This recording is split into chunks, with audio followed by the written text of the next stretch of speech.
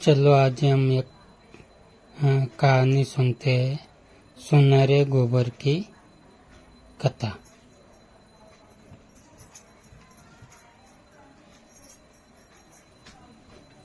एक बार की बात है, किसी जंगल में एक बड़े से पेड़ पर एक पक्षी रहता था जिसका नाम था अश्विन।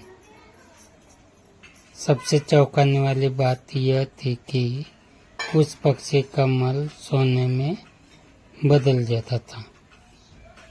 यह बात किसी को भी पता नहीं थी। एक बार उस पेड़ के नीचे से एक शिकारी गुजर रहा था। शिकारी उस पेड़ के नीचे आराम करने के लिए ठहरा। वो आराम कर ही रहा था कि इतने में अश्विन पक्षी ने उसके सामने मल त्याग कर दिया। जैसे ही पक्षी का मल जमीन पर गिरा पड़ा, वो सोने में बदल गया। यह देखते ही शिकारी बहुत खुश हुआ और उसने उस पक्षी को पकड़ने के लिए जाल बिछाया।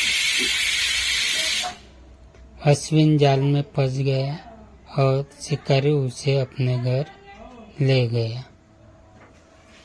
पिंजरे में बंद अश्विन को देख उसकी पत्नी ने शिकारी को कहा कि अगर राजा को इस बारे में पता चला तो वो न सिर्फ अश्विन पक्षी को दरबार में पेश करने के लिए कहेंगे बल्कि आपको भी सजा देंगे।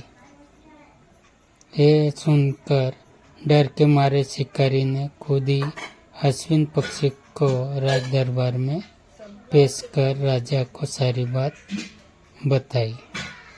राजा ने आदेश दिया कि अश्विन पक्षी को सावधानी से रखा जाए और इसे अच्छे से खाना खिलाया जाए। ये सब सुनने के बाद मंत्री ने राजा को कहा, आप इस बेवकूफ शिकारी की बात पर भरोसा मत कीजिए। कभी ऐसा होता है क्या कि कोई पक्षी सोने का मल त्याग करे?